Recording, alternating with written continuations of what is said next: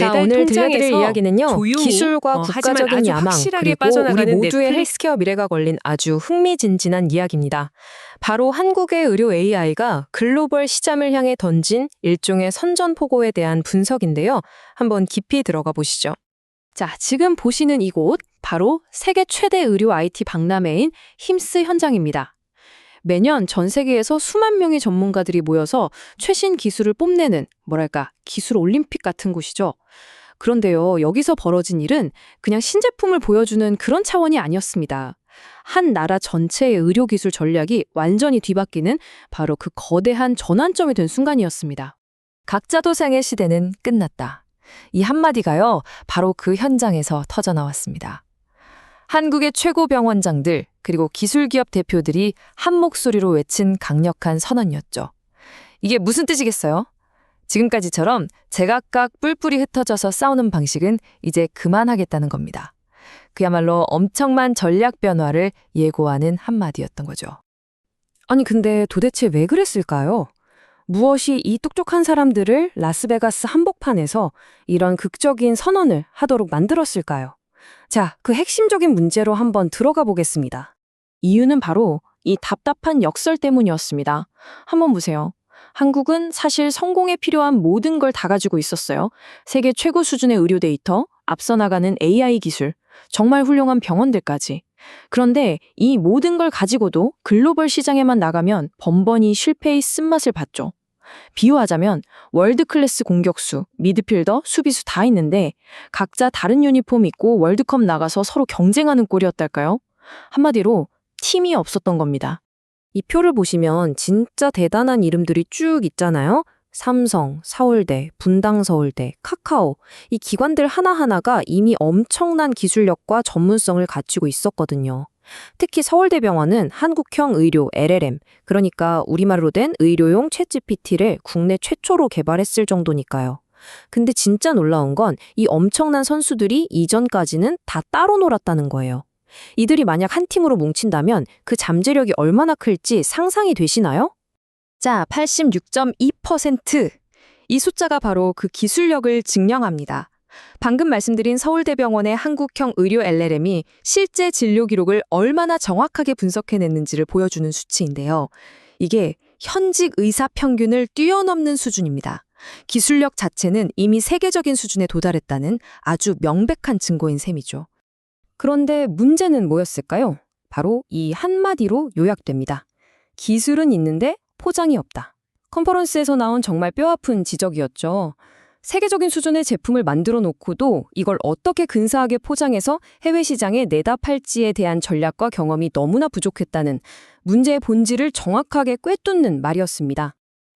자, 그럼 이 국가적인 욕설, 이 답답한 문제를 해결하기 위해 어떤 대담한 해결책이 나왔을까요? 그 처방전을 한번 살펴보겠습니다. 그 처방전이 바로 원팀 전략입니다. 이건 이스라엘이나 대만 같은 나라들이 성공한 모델에서 영감을 받은 건데요. 쉽게 말해 각자 잘하는 걸 하나로 묶어서 의료 AI 국가대표팀을 만들겠다는 거예요. 병원은 임상 데이터와 노하우를 제공하고 기업은 AI 기술을, 그리고 정부는 외교적인 지원을 해주는 거죠. 이 모든 걸 하나의 강력한 패키지로 만들어서 수출하겠다는 겁니다. 그래서 이 새로운 국가대표팀이 처음으로 공략할 시장은 바로 이 지역들입니다. 특히 사우디나 UAE 같은 중동, 그리고 베트남이나 인도네시아 같은 동남아, 이런 곳들이 지금 막 의료 인프라를 현대화하려고 돈을 쏟아붓고 있거든요. 바로 이 시장에 K-호스피털이라는 통일된 브랜드로 진출하겠다는 계획입니다. 자, 이제 좀 시야를 넓혀보겠습니다. 이 원팀 전략이 왜 그냥 좋은 생각 수준이 아니라 말 그대로 생존을 위한 필수 전략인지 그 이유가 나옵니다. 지금 전 세계는요, 보이지 않지만 정말 치열한 의료 AI 군비 경쟁, 즉 전쟁을 치르고 있거든요. 그리고 그 전쟁터의 최전선에는 바로 이 두 거인이 버티고 있습니다. 마이크로소프트와 구글. 이들은 이미 막강한 플랫폼으로 의료 현장을 깊숙이 파고들고 있어요. 의사들의 지루한 행정 업무를 AI가 대신해주고 수십 페이지가 넘는 환자 기록을 단 몇 초 만에 요약해주죠. 우리가 싸워야 할 상대는 바로 이렇게 막강합니다. 그리고 이 전쟁터에서 쓰는 무기들은 이런 최첨단 기술들입니다. 요즘은요, 거대한 AI 하나가 모든 걸 다 하는 게 아니라 여러 전문 AI들이 팀처럼 협력해서 더 좋은 결과를 만들어내고요. 또 AI가 내놓은 모든 답변의 근거는 투명하게 추적할 수 있어야 합니다. 그리고 AI가 마치 병원의 전기나 물처럼 눈에 보이진 않지만 없어서는 안 될 존재가 되어야 하죠. 바로 이런 고도의 기술 전쟁터에서 싸워 이겨야 하는 겁니다. 자, 그래서 결론은 뭘까요? 이 새로운 전략이 성공하느냐, 실패하느냐에 따라서 한국 의료 AI 앞에는 정말 극과 극으로 다른 두 가지의 미래, 두 가지의 예후가 놓여 있습니다. 바로 이겁니다. 만약 성공한다면 상상해보세요. K-팝이 세계 문화를 휩쓴 것처럼 K-호스피털이라는 브랜드가 세계 의료 시장의 표준이 되는 겁니다. 폭발적으로 성장하는 시장을 우리가 주도할 수 있게 되죠. 하지만 만약 실패한다면요? 그 결과는 정말 암울합니다. 결국 구글이나 마이크로소프트 같은 거대 플랫폼에 종속되거나 또다시 우리 내부 문제로 분열하다가 글로벌 시장에서 하나씩 각계격파당하는 그런 현실을 마주하게 될 겁니다. 그리고 이건 그냥 말로만 하는 구호가 아닙니다. 보시는 것처럼 아주 구체적인 다년간의 계획, 로드맵이 있어요.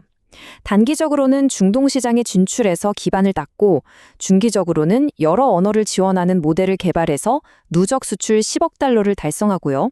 최종적으로는 AI가 병원 시스템 그 자체가 되는 AI 네이티브 병원을 현실로 만들겠다는 거대한 국가 프로젝트인 셈입니다. 결국 이 모든 분석은 이 하나의 질문으로 돌아옵니다. 막강한 자본과 기술력을 가진 글로벌 거인들과의 싸움에서 과연 한 나라가 힘을 합친 이 국가대표 원팀 전략은 진정한 승리를 거둘 수 있을까요?